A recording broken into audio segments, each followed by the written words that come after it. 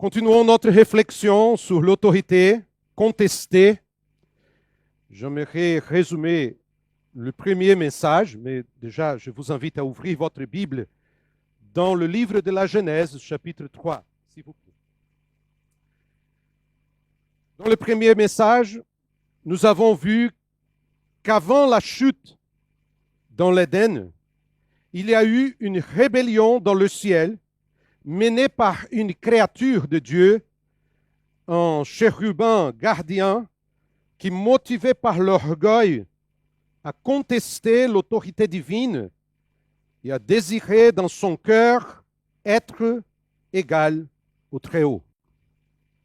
Cette rébellion est décrite dans le livre de l'Apocalypse et selon ce que nous lisons, un tiers des anges ont suivi cet être que la Bible appelle Satan. C'est lui qui a motivé le péché et qui tente les hommes et les femmes pour les éloigner de Dieu. Il a tenté de détruire le ministère de Jésus.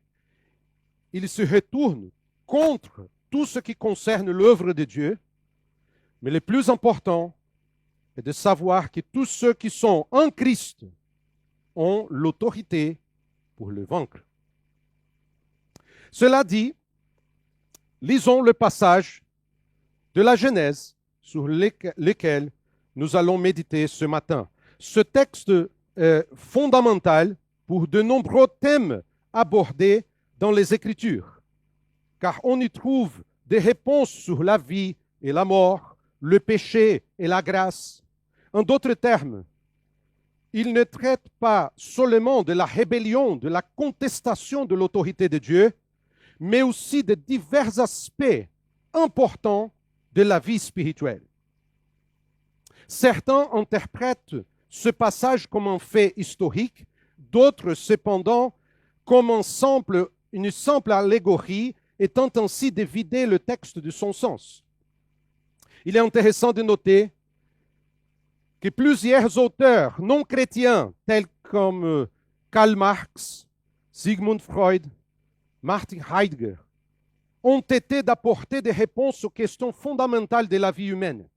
Mais en réalité, les réponses satisfaisantes aux grandes questions de l'humanité, les questions sur la connaissance, la mort, la sexualité, la naissance, la souffrance, le travail, la faim, les vêtements, les préoccupations,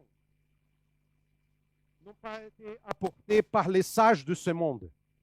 Seulement le récit biblique a la réponse concrète et véritable. Je vous rappelle le texte. Le serpent était le plus rusé de tous les animaux sauvages que l'Éternel Dieu avait fait. Il dit à la femme, Dieu a-t-il vraiment dit, vous ne mangerez aucun des fruits des arbres du jardin?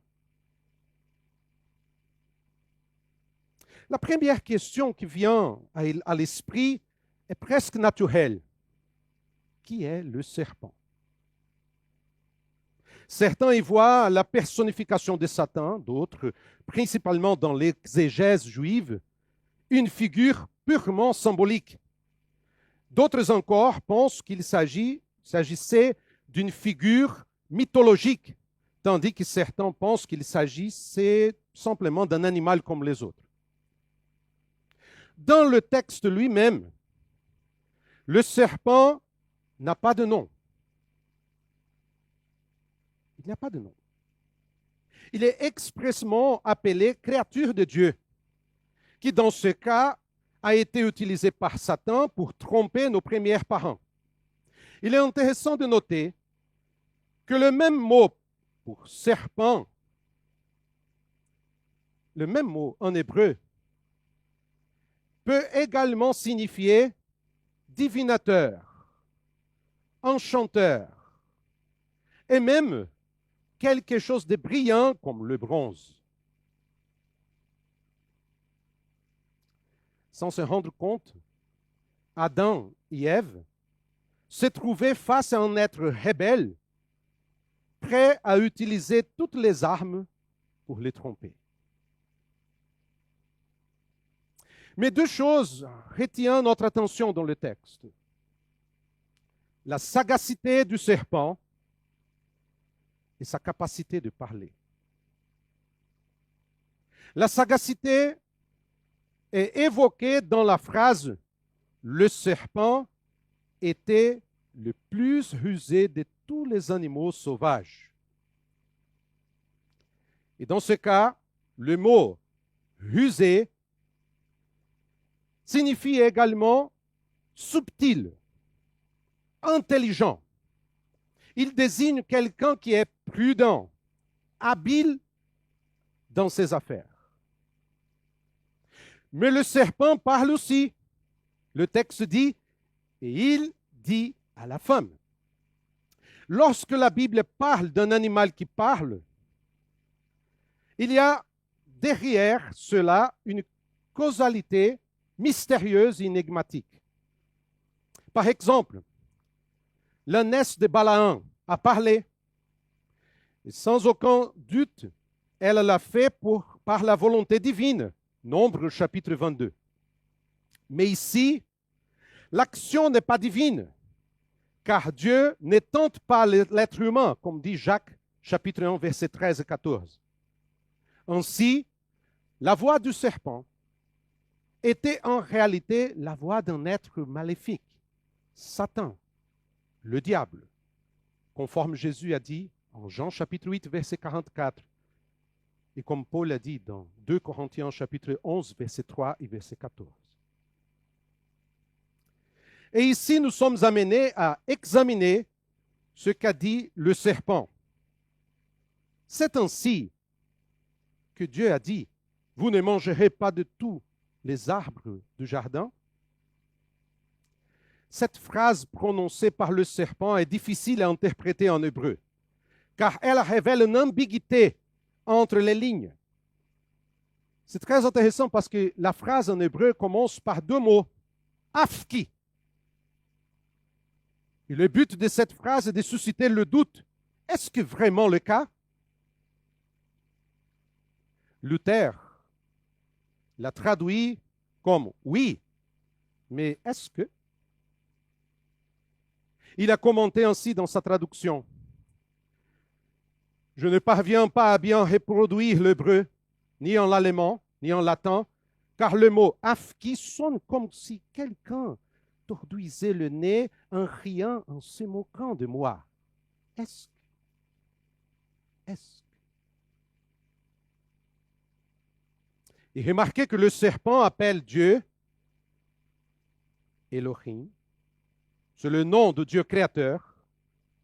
Il ne parle pas de Dieu comme Adonai, Yahvé ou Yahweh, le nom de Dieu, qui est le nom utilisé comme Dieu, comme sauveur, comme rédempteur. Dans toutes ces choses, on peut voir quelque chose de troublant. Lorsque nous examinons calmement le scénario que nous présente la Bible, nous pouvons trouver plusieurs éléments intéressants lorsque nous réfléchissons sur l'autorité et la rébellion, l'obéissance et la contestation. Et j'aimerais réfléchir avec vous un peu plus avec vous ce sujet. Tout d'abord, la rébellion est toujours astucieuse. Lorsque nous parlons d'une rupture d'autorité, lorsque la contestation surgit dans un environnement, cela se fait pas toujours de manière claire et directe.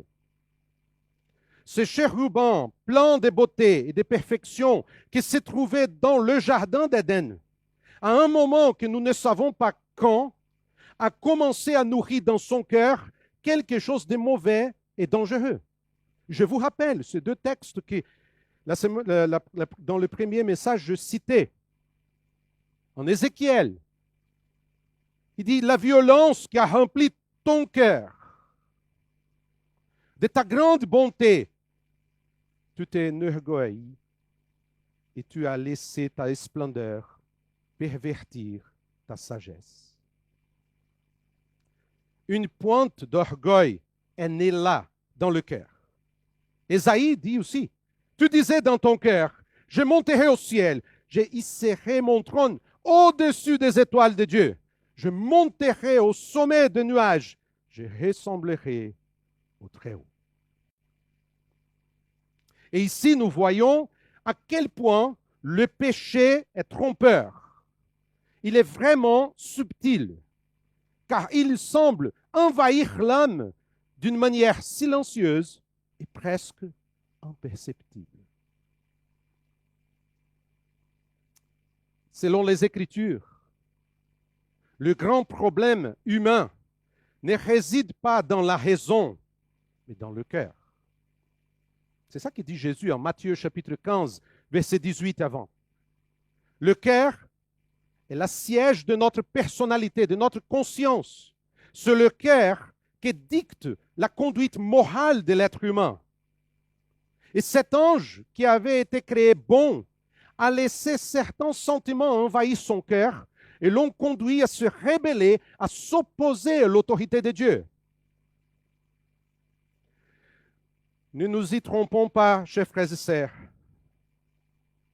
Tout péché est une rébellion contre Dieu et son autorité. Mais il ne commence pas par un coup de tonnerre, mais par la ruse de cet être maléfique qui lance des idées et des sentiments pour rompre avec ce qui est bon.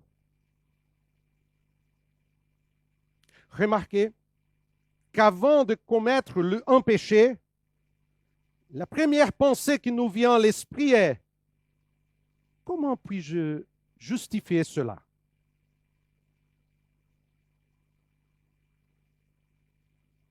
Nous savons que c'est mal, mais il semble que notre être ait tendance à trouver quelque chose qui dise « D'accord, c'est mal, mais… » L'être humain, il y a toujours un « mais ». Faites attention, le mot « ruser », le même mot dans l'hébreu, « ruser », est utilisé pour « prudent » dans le livre des Proverbes. Mais au lieu d'être prudent, nous voulons parfois être rusés, laissant notre cœur être trompé par des sentiments qui surgissent.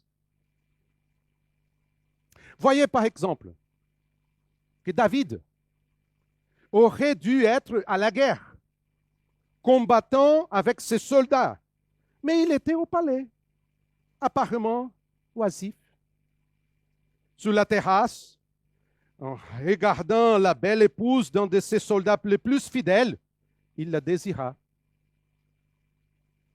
Mais avant l'adultère, des idées subtiles ont certainement surgi dans son cœur. Et lorsque nous lisons le récit biblique, nous voyons que la sagacité est un élément qui guide les actions de David, où un abîme appelle un autre abîme.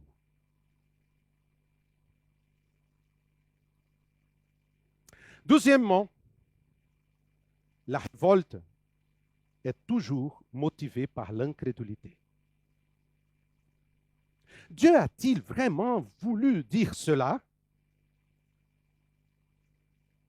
Le tentateur a commencé par une suggestion avant d'argumenter quoi que ce soit. Le ton qu'il a utilisé était celui de l'incrédulité, à la fois dérangeant et flatteur. Il a cherché à imposer l'idée fausse que la parole de Dieu est soumise à notre jugement. Est-ce qu'ainsi que Dieu a dit? Combien de fois cette phrase ne se répète-t-elle pas dans notre cœur? Dieu voulait-il vraiment dire cela? Vaut-il la peine d'être fidèle à Dieu? Dois-je obéir à Dieu et sa parole ou rechercher mon bonheur? À un moment donné, nous avons tous traversé la crise d'Azaph. Vous connaissez la crise d'Azaph? Non? Je vais montrer. Toutefois, Mon pied allait trébucher, mes pas étaient sur le point de glisser. Oui, car il semble que ceux qui ne craignent pas Dieu s'en sortent toujours bien, ne tombent pas malades, n'ont pas de crise financière, sont toujours entourés de gens et se moquent même de Dieu. Ils disent, comment Dieu pourrait-il savoir? Y a-t-il la connaissance chez le Très-Haut? Entendez-vous la voix du serpent ici? De la serpent ici? De le serpent? Du serpent ici? Entendez-vous? Il parle. Et lorsque cela se produit, lorsqu'une certaine incrédulité commence à surgir, nous sommes tentés à penser que la parole de Dieu est soumise à notre interprétation. Le danger est alors que nous déformions le texte pour l'adapter à ce que nous voulons. Permettez-moi d'être clair. Cette attitude rebelle est un affront à l'autorité de Dieu révélée dans la parole. Chaque fois que nous essayons de remettre en question la parole de Dieu, nous entrons en conflit avec Dieu, ce qui va créer des problèmes dans tous les domaines de notre vie. Dans ce cas, souvenez-vous de Pierre. Jésus a demandé à ses disciples, que pensent les gens de moi? Les réponses ont été variées. Ah, Jérémie, Jean-Baptiste, Élie, l'un des prophètes. Puis, Jésus a dit, bon, et vous? Que pensez-vous que je suis? Et Pierre, en sanguin impulsif, mais motivé par Dieu lui-même, a répondu, tu es le Messie, le Fils de Dieu vivant. Quelle belle réponse! Jésus lui-même a dit que c'était le Père qui l'avait révélé. Et que s'est-il passé ensuite?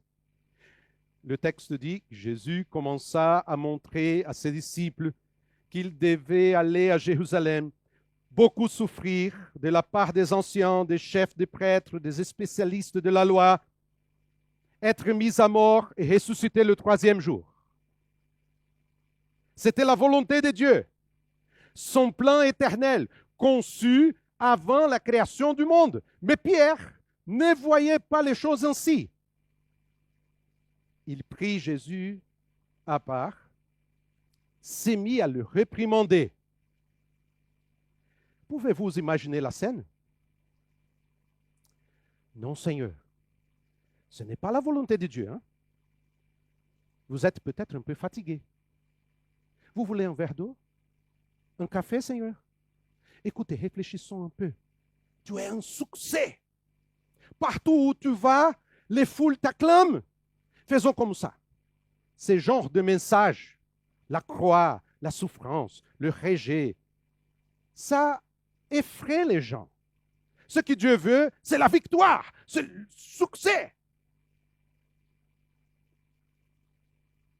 Jésus regarda Pierre et dit, arrière, Satan, tu es un piège pour moi, car tes pensées ne sont pas les pensées de Dieu, mais celles des hommes.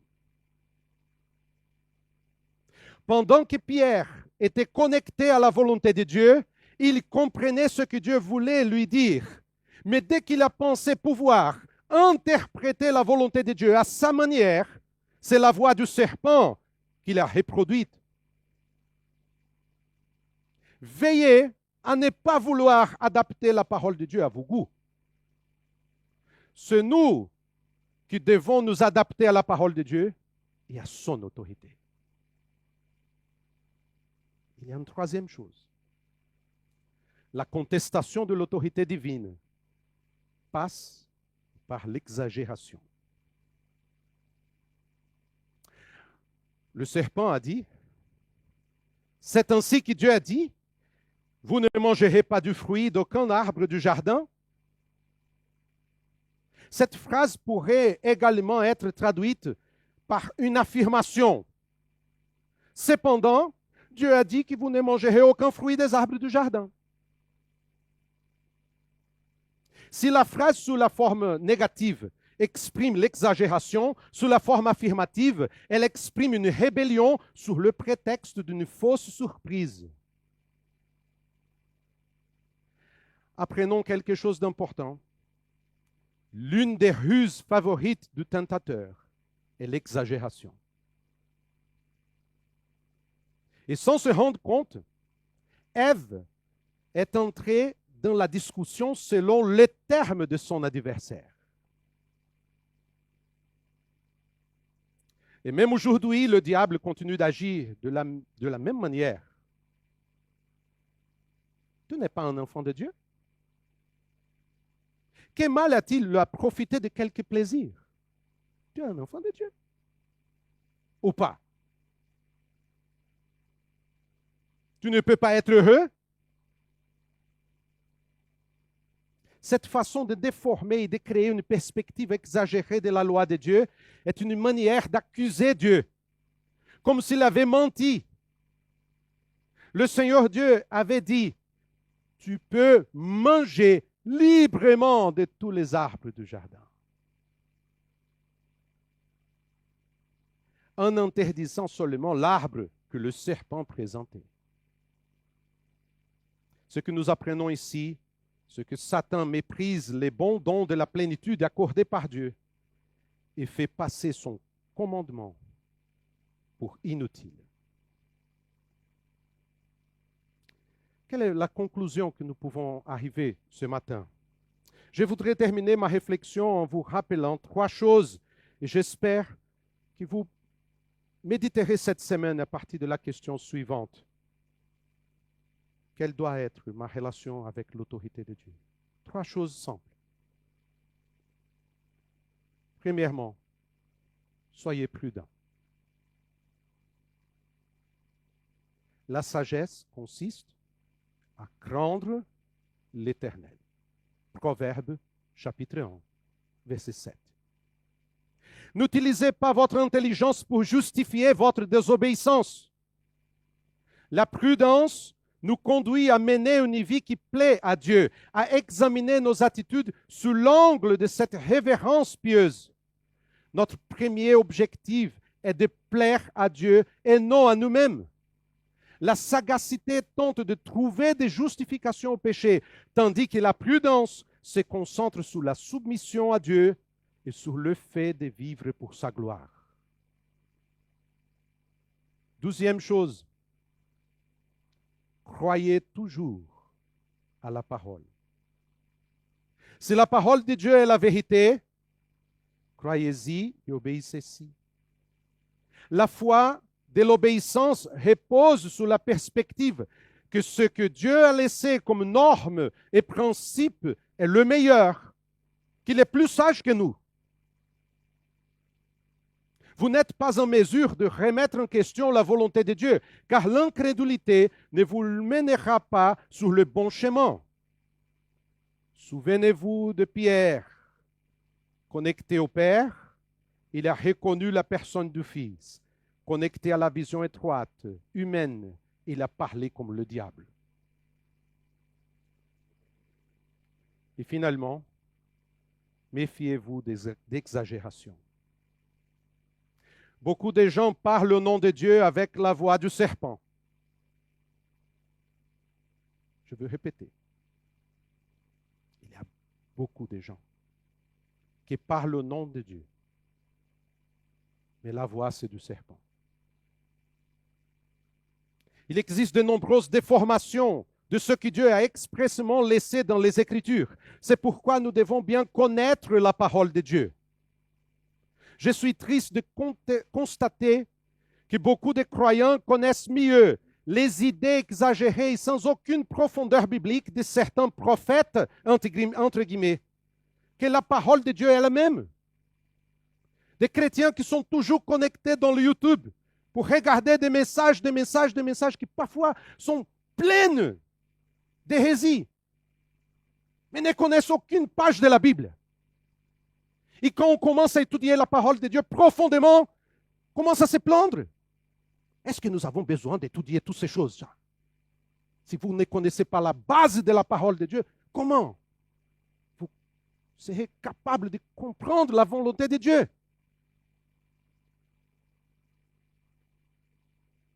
Soyez prudents, car beaucoup parlent du Saint-Esprit, de puissance, d'une voix qui semble spirituelle, mais l'exagération, la déformation éloigne les gens de la vérité de la parole de Dieu.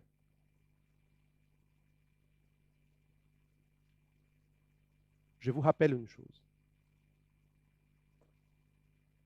Le serpent sait utiliser la parole.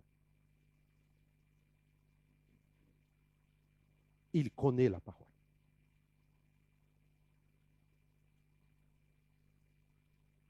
Il n'y a pas de bonne compréhension de l'autorité